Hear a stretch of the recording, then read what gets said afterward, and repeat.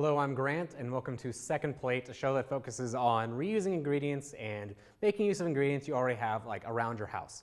So I have this perpetual problem where one of my go-to things to make for, say, a date night is simple burger. I like doing variations. Very early on the show, we did Hawaiian burgers with Spam. But there's an innate issue with that where if I'm doing it for date night, I make two, maybe. And I have to buy buns 8 at a time. So I always have this kind of quest where what's something that I can make alongside it that goes on like a hamburger bun and kind of fills the same role without just buying more hamburgers. So that's why you saw stuff like obviously the Hawaiian burgers, we make crab burgers, and this is one where I recently bought a new cookbook. It's How to Cook Everything. I'm actually really enjoying it because it goes through all the basic techniques for a lot of crazy dishes. And I was looking through it and they had one that instantly caught my eye, and it's bean burgers. So what we're going to be doing today is I'm going to be taking these pinto beans. These are canned, so it's really nice and convenient where I can just have them around for when I inevitably buy more hamburger buns. And we're going to make that into kind of this pseudo burger patty. And it's going to be interesting because it opens up a lot of potential for really customizing it, like what you put in the patty itself. It has a lot of different options on what kind of beans you use. And even if it doesn't really ever come out tasting like a burger, it's still a really interesting sandwich that, even if it doesn't look impressive, it just has so much interesting potential to do stuff with. You could go really spicy with it, you could go really cheesy with it, you could probably do something, say, actually try and imitate a burger, and it's pretty cost effective. You can get beans pretty cheap. You don't have to put any ingredients in that you don't want. So you could use just the beans, simple food processor, kind of grill it up, and you're good to go. So it's something that really caught my eye, and it filled the role I wanted, so I wanted to do it for the show. So again, I'm Grant, this is Second Plate, and let's get cooking. So to get started, the thing we need to choose first is what kind of beans we want to use. So I have a couple here. I'm going to be using pinto beans. You can also use white beans, black beans, just really anything that fulfills the beanness of it. The first thing I would go into picking is do you like the flavor? Because even though this is kind of labeled as a bean burger, it is going to primarily taste like beans. It's not going to magically taste like just beef. So choose that first of all. Don't go and use black beans if you don't like black beans. But I like black beans, but I figured I want the color of the pinto. I feel like it goes a little bit better with the sandwich, so that's what I chose. But again, right from the get-go, if you want a certain look to it, do whatever you feel is right. So I have canned beans here. You can use dried beans, but you'll have to kind of prepare them, let them soak beforehand. Whereas since you're going to have to add liquid into this anyway, it's really convenient to just get a single can of the beans and toss it in. So I'm going to start by opening this up. The other primary ingredient that kind of makes this all work is I have oatmeal, rolled oats. That's what I have just right in here. So between this, what's going to happen is the beans is going to give us our proteins and our paste, and then we're going to use the oats to kind of get it to the consistency that we want. We're then going to put some chili powder, salt and pepper in for flavor, and then a couple other things. I'm going to be tossing a good chunk of onion in there. I wanted to try out, I'm going to be putting a serrano pepper in there for a little bit of flavor. Not so much that I want to turn the whole burger green, but this already opens up why I think this is interesting, is because one thing that has always concerned me about burgers is if I put everything I want on a burger, you end up with this monstrosity. But with this, you have the option to put more inside the patty itself. So I think the next time I personally make this is, well, what if I put some mushrooms in there? I was a really big fan when we did beef Wellington. You basically blend those up as well with things like thyme to make a paste, and you put that in the beef Wellington. Well, then there's no reason I can't just basically blend up the mushrooms and add them in to this recipe. But then you can keep going further. Well, what if I cook them first? So what if I instead go for a Worcestershire approach where I saute, say, my onions and my mushrooms, get all that really nice how I want it, then blend it in? Is that going to change how it comes out? That you could go so many different directions with this. You could go for more a authentic burger experience, but you can also just really make something entirely custom. And it's something where I don't think that individually this recipe is amazing, but I could see something where if you just kept making it week after week, by a month, if not a couple months in, you'll have something that is so custom and different than anything else someone uses. It's just cool. So I'm going to start by draining a little bit of liquid out of this because I don't want too much. it would be nice to maybe strain this, but reserve the liquid because you might want to add some more back in. I'm going to go, let me actually go way less. Don't want to have too much water in here because I'm going to be getting a lot of the water from the beans themselves, and I don't want to have to overdo the oats. Cool. Basically, I want to say 1 can of beans ends up being like 2.5 burgers. Another benefit being, of course, you can basically control the exact amount and size of these patties because you are going to be forming them. I think ideally what this lends itself very well to, so this is a teaspoon. So I'm going to put, say, 1/4 teaspoon, sorry. Just maybe 1/2 teaspoon in there to start with because I'm kind of cutting down this recipe a little bit. But what I think these lend themselves very well to would be sliders, actually. So just like really tiny little burgers I think would be nice because then you could almost just get like, say, a ice cream scoop, particularly the ones where you have a little like trigger that you can pull to peel it off. Like that seems like that'd be perfect where you could make a whole bin of this and you can actually make it, I'd say, about a day ahead of time and just kind of let it chill. It actually improves the recipe because the patties will stay. And you can just kind of go around and just make these very easily. Or if you want to make like the giant burger, it takes a little bit more time and you'll have to like refrigerate it, but you can totally make this nice one and really craft it to be exactly what you want. So I have 1/2 cup of oats. I'm just going to add these in. This is a recipe that really is, you got to feel it out as you go. So I'm not going to add all of these. However, when you start mixing it, I make sure to have more on the side because for all I know, I might need a ton more. It's really dependent on the beans, how much liquid's in there, and just what you want. Because you could probably do it without the oats at all. It's just going to be a lot runnier and harder to get a patty, but if you don't like them, then you can do that. The final primary ingredient I have here is this onion. I don't know why everywhere I shop only sells giant onions, so I'm going to actually be cutting this in 1/2. I'm only going to be using 1/2. What I like, again, is this is something I would normally put on top of the burger, but there's no reason not to just toss it straight in. And you can even saute it ahead of time. I personally haven't, but I think that's like one of the first things I want to try, just to see how that changes everything. So let's go ahead and cut in to here.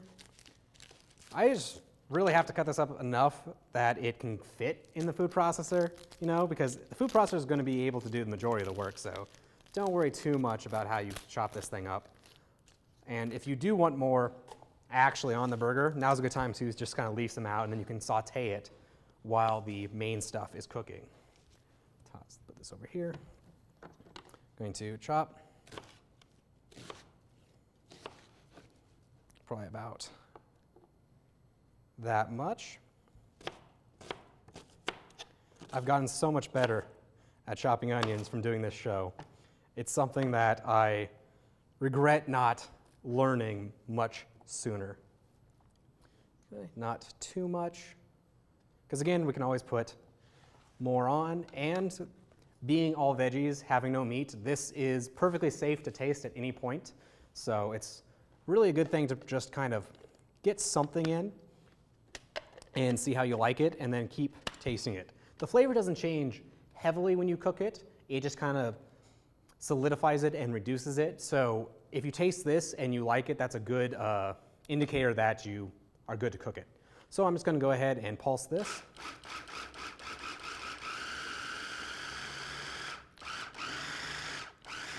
Cool. Nice. What we're looking for is essentially a chunky paste. Good. And I'm going to add some more in here. Once we start actually pulling this out, that's when we're going to see how much we need to add for the oats. So, cool. Now I'm going to chop up my serrano pepper. I really like these. I like that they have quite a bit of heat. However, they don't have a lot of mass. Like even the jalapeno adds a lot. And what I learned from one of my other shows, you got to be careful about putting some things into a food processor and blending it, because more than anything, like carrots and like peas or anything green just doesn't look good. Like I don't particularly want a green burger. However, I can hopefully put enough of this in where you can taste it, but it's not going to turn the entire thing green. Another thing I would probably experiment with would be liquid. So I really like canned or like pickled jalapenos. I would almost put a couple of those in with mainly the juices to get that same effect. Or like right now I'm into pepperoncini, which are kind of like banana peppers. So I've been tossing those in, just kind of experiment. And again, same thing where like they're a very juicy pepper, if that makes sense, where the juice is the spiciness. Fun story, I suppose, is the reason I got into pepperoncini is I went to like Germany when I was like 16, and we were getting like pizza because we were out going wherever, and then I ordered like pepperoni. It's like, oh, whatever. Apparently that means pepperoncini, so it was really spicy, but I remember I was just kind of like hooked on it since then, and that's kind of turned into my spiral into spicier and spicier food and pepper, and I definitely crave it way more often. Cool. So now what I'm going to be doing is I'm just going to kind of take a little pinch, and I'm looking for it to be consistent and kind of chunky. It's still a little bit wet. I want it to be almost dough-like, where it kind of sticks to itself, because I want to be able to form these patties. And this is where you just have to kind of go for it and see what comes out. I'm going to go for a little bit more on these oats because I want to try and make a pretty thick patty. However, if you don't want those, you can alternately form the patties and then put them in the fridge. That will also get the same thickness effect without having to add more oats, but up to you. I think also something to add to this would be bell peppers. That'd be another good thing. I'm going to be adding cheese, although one thing I do like about this is it's entirely vegan otherwise, so that's free to admit, although I like how the cheese also helps form the patty, because once you add that on, it'll kind of keep everything together, because an issue with this is just like flipping the patty. You have to be very careful to get it on each side until you have those two nice seared layers. Cool. So again, I'm just going to kind of go in here.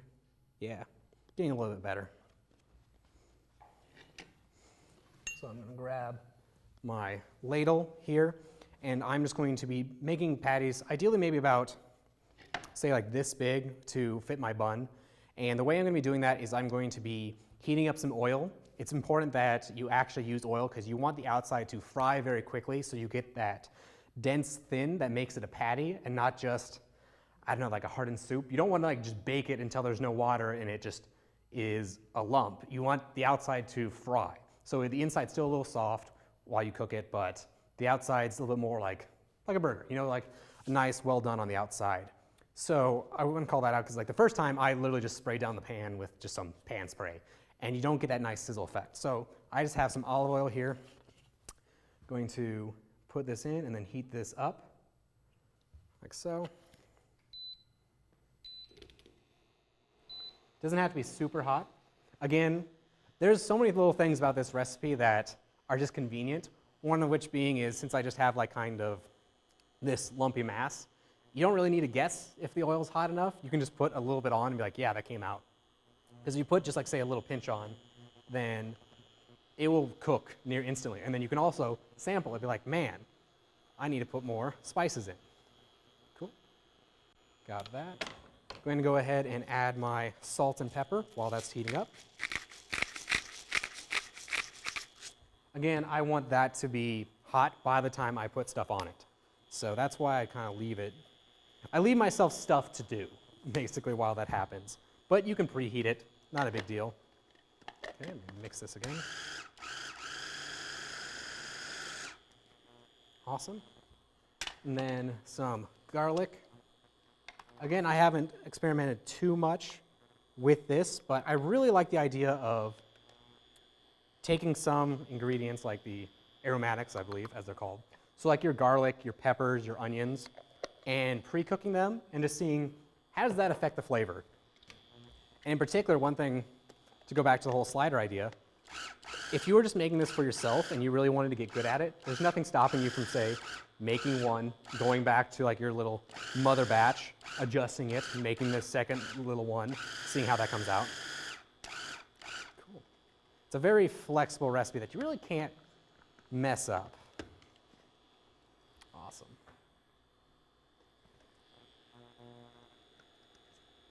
Okay, gonna get this off.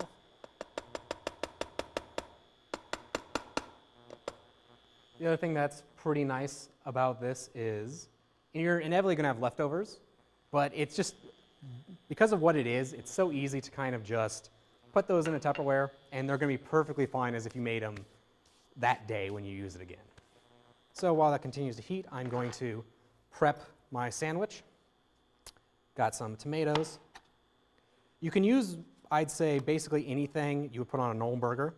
I personally don't put any condiments on the burger. It seems to me if you were going to do that, you might as well just skip the step and then add it, say, if you want like a spicy mustard, just add it straight to the patty itself, because then it's going to be exactly what you intend it to be. So, get a nice one tomato there. You can add more onions if you want. I feel it's not necessary, and it's really dependent on what kind of bean you're going to be using. So like I used black beans primarily for this in the past, so I know I put on like mayo. I thought it went pretty decently with it. Ketchup's like eh. Mustard, not too bad. Get a nice like spicy one. Just, I feel like most people though, you're going to know what you want as you do this. I will purposely leave the cheese off because I want to add it to my patty to help it kind of stay together and keep everything solid. So I'm just going to add a little more because it's smoking. Turn this. You kind of disperse this around. Probably going to cook it right here in this little pocket. And then I'm going to start by just taking a nice small little sample like that and just tossing this on. And yeah, that sizzle is exactly what I want because that lets me know that it's hot enough. I can just kind of work in a little bit more oil if I need to. So I'm going to take this. I'm going to transfer it as best I can. Let's use this. Just so I can get at it and form some more patties. Now, how solid and intricate of a patty you want, like how perfect you want it to be, is up to you. If you want really solid, good-looking patties, again, I would recommend taking this, letting it sit maybe for like 5 minutes, or even putting it in the fridge overnight. That makes them just set so much better. So form into a patty, put it on, say, parchment paper, and then take that, just put it in your fridge, and just let it sit. Then when you're ready to do it, come out. They should stick, so you shouldn't have an issue getting it off the parchment paper. But that works really well. Now, it's not a big deal. I'm going to add them straight on. You can actually see this already forming up. So that's good. Yeah, that's basically what we're looking for, is that nice browning. That's what we want on ours. So I'm just going to take this nice little spoonful. I found it easier just to plop them straight on. I have a patty mold. I didn't find it particularly useful, but it's up to you. If you use a lot of oats, you can get a much more like beef consistency to the patty. But I found, just like get it on. You basically just don't want it to be so liquid that it runs out in pools. It's kind of similar if you had seen like the crab cake one. I think we're going for something kind of consistent. So cool. Hit that down like that. Yeah, that will be our patty. Cool. This would be a great time to taste it. You don't really need to season the patties directly because you can obviously just add more to the main mixture. But I did find it useful that now that it's on there, I would say then add some more salt or some pepper because it comes through differently when you have it actually on top. So I'm just going to get a little bit there. Cool. Nice. You can see the fact that it's sliding around and not tearing apart. That means it's kind of forming up pretty well already.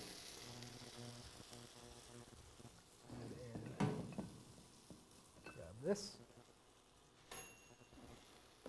Nice. And we're just going to leave this as is. It's very important not to touch this.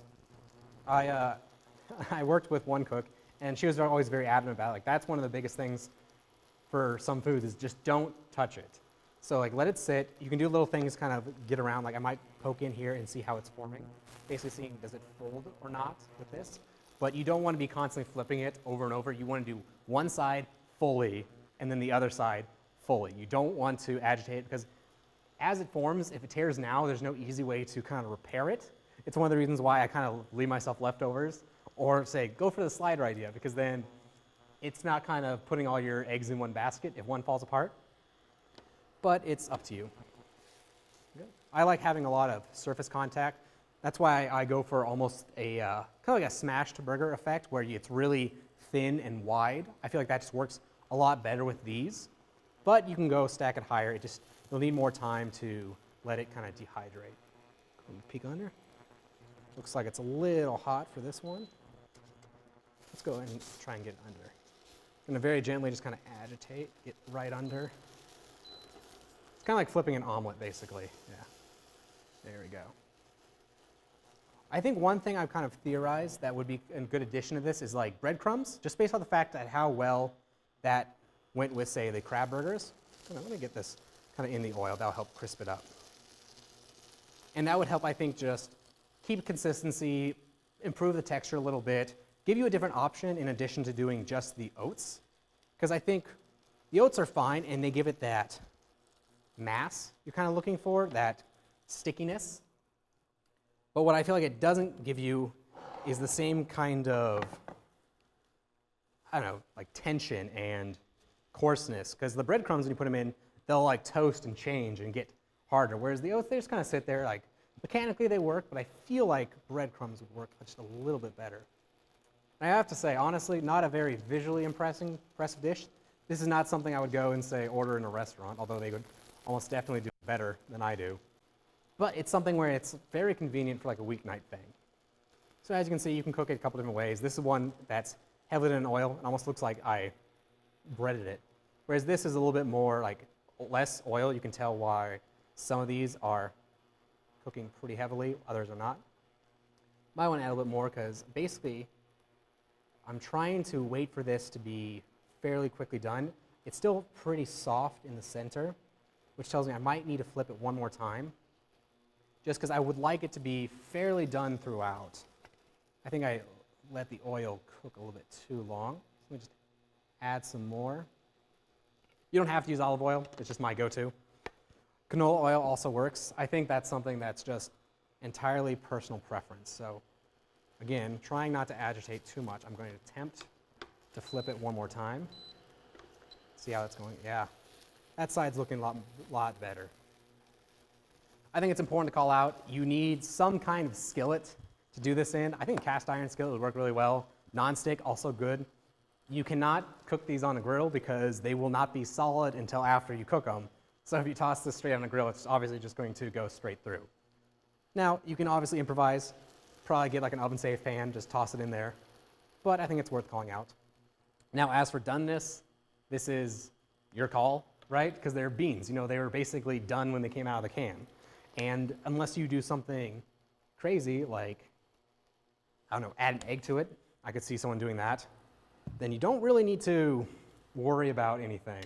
Just pull it off when you say it's appropriate. So I'm gonna go ahead and add my cheese. Again, optional.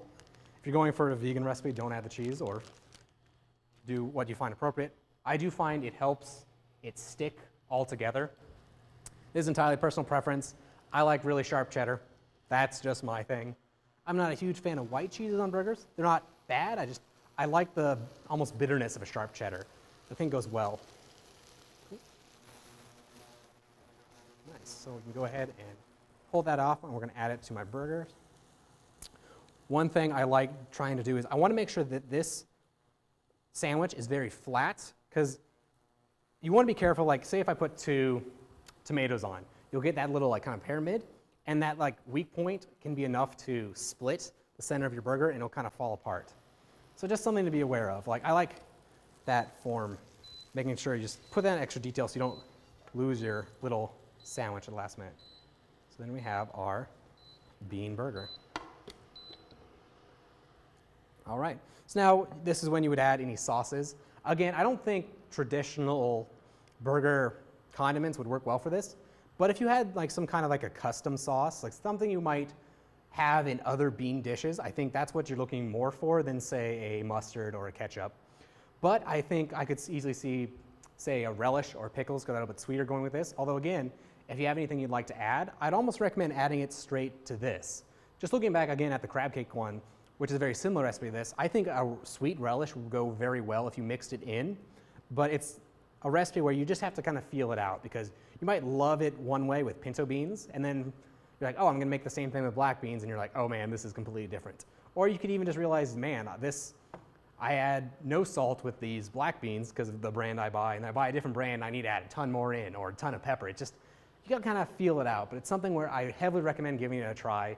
It seems really simple and not impressive, but I could see myself just making this for, say, like you have like kids, or you just have to make a quick meal, and you just slowly develop like your individual custom recipe, and it'd be a really great thing to kind of just pull out of your pocket on a busy night, or when you want to make some custom little thing, or even if you are going to do a cookout and you need some kind of like a vegan option and you didn't plan it, I guarantee I think most people probably have the workings for this just around, or you could easily go get, say, 1 can of beans, and you can just quickly throw that together without too much work. So again, here we have our bean burger.